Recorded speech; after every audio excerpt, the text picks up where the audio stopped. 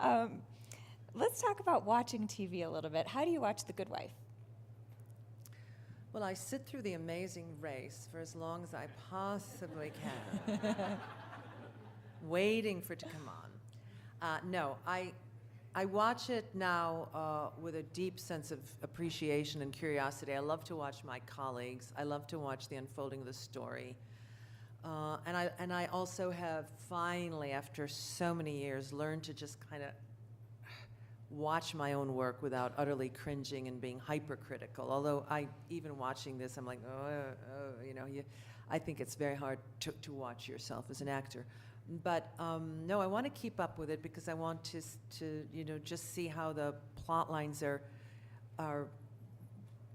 playing out and what the audience is seeing. So, but I do appreciate the show. I'm always in awe of my fellow actors. So you watch like when it broadcasts? I try and watch it on the night, yeah. Otherwise, I'm stuck, trying to figure out when to watch it and it's out of sync. But I like watching it as it's being aired. There's something still exciting about that.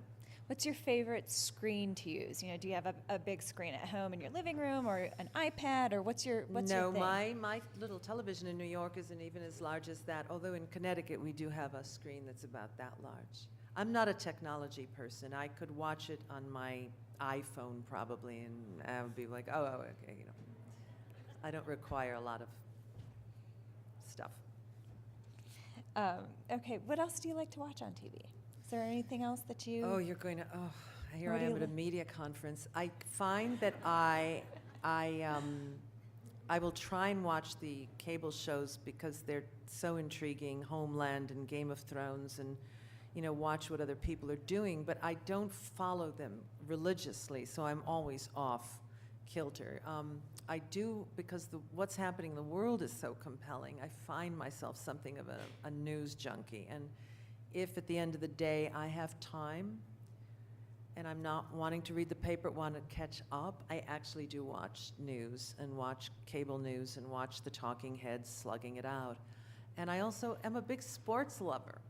So I do like my baseball and my football. It's a great way of relaxing, and I'm from Buffalo, so always hoping the Buffalo Bills kind of get it together. And hey, so what's one good reason, top reason we should all be rooting for the Buffalo Bills? Oh, well, we should be rooting for Buffalo. We like to say now that Buffalo went into the recession 20 years before anybody else did.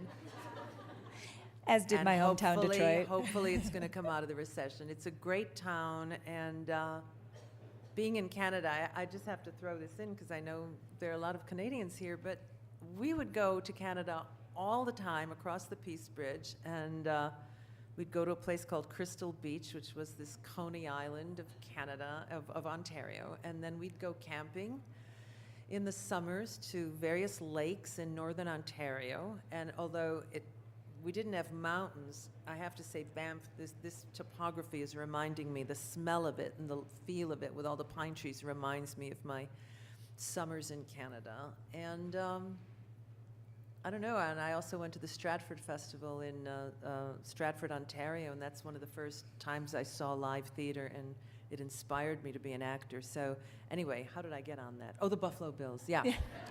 Anyway, Buffalo We're Bills, enjoying Canada. Anyway, yeah. Yeah, I've been, how many Super Bowls? Were there 3 or 4 in a row, and they kept losing? It's like, they're like the Red Sox. You just want them to win one. Enough already, just win. Excellent, excellent. So we talked a lot about your career to this point and what you're doing now. What about what's next for you? What would you like to do next? Well, I'm sure that I will continue to work in the theater because I love language, and I miss...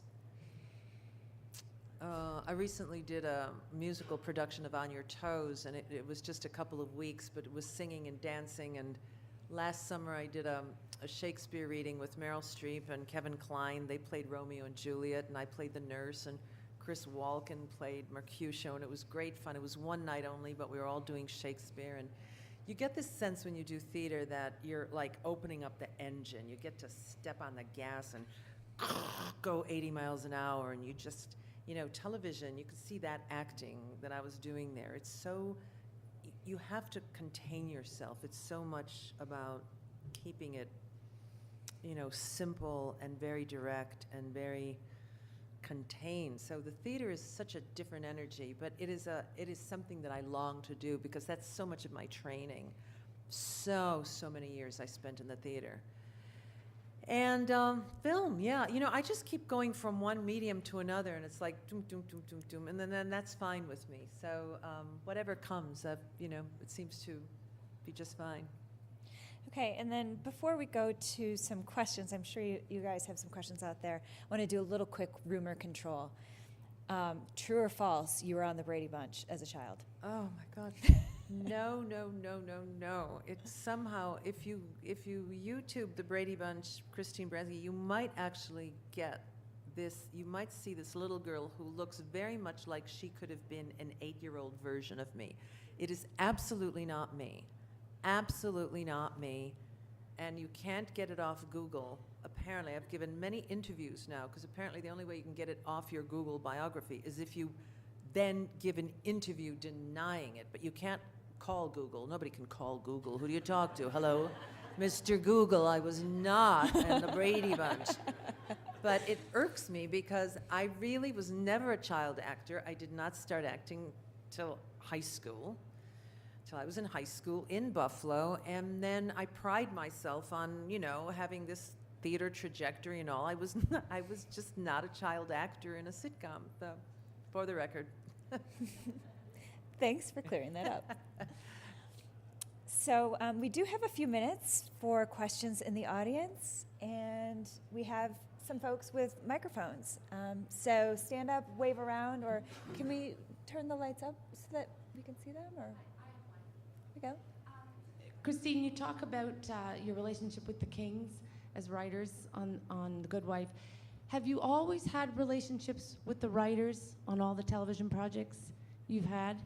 Yeah, I have always had good relationships. I have tremendous respect for writers. Maybe it was my theater tradition. We were always doing plays by great playwrights. So I learned to respect the word and doing things as written. And when you're working with writers, as I have in television, I worked with Chuck Lorre, was the writer of Sybil, and then he left. But we had other wonderful writers. Alan Ball was a writer on Sybil for a while. And then the Kings. These people are just top of the line, and I love collaborating with them. I love questioning them, and I just am in awe of what they do, because honestly, they do 22 episodes in a row. That is not like cable, which is 10 or 12. We do 22 in a row, and boy, by the end, sometimes you're getting those scripts the night before, and you're not happy about it, but how can you be angry at writers who are just having to churn out material that is these shows are so complex, so well written, so multi-dimensional, and 3 or 4 plot lines at once. So no, I have always enjoyed my relationships with writers. Another question? First of all, Christine, congratulations on a well-deserved award here today. Thank you. Yeah. And I'd like to ask you, how much fun is The Big Bang Theory? That what? The Big Bang Theory. Oh, The Big Bang Theory. Oh, you'll appreciate this. I missed a flight, and so I had to change planes in Toronto, and I'm so underslept and discombobulated and hoping I can make my flight. And I'm clearing customs, and this man said, oh my God, you're Leonard's mother. And I wanted to say, well, among other things. And we got in this conversation. I said I missed my flight, and will I be able to make my flight? He left his post, escorted me to the baggage claim, waited till I got my baggage, and said, oh, it's such a pleasure. The Big Bang Theory. I've only done 3, and one of them was on Skype. So I did it in Brooklyn. That show is such a hit all over the world that I stood in a cathedral, in that grand cathedral in Czechoslovakia, in Prague, and I was looking at this gigantic statue of this saint. I think it was the Dragon Slayer. And I'm hearing this whispering and giggling behind me. This school group kept going back and forth, and I thought they were looking at the statue and thinking the statue was incredible, which it was. And then I looked down, there were all these tiny little kids pointing at me and speaking in some Slavic language, and the teacher in very broken English said, they recognized Big Bang Theory, Big Bang Theory. So it's everywhere, and I've gotten more traction out of the Big Bang Theory. I definitely have to appear on that more because that show is off the charts. And those guys, I mean, they're wonderful. They're wonderful. Yeah, that's a fun show. Well, that is the time that we have. Please join me in thanking a Thank hearty you so much thanks for coming. Christine Baranski.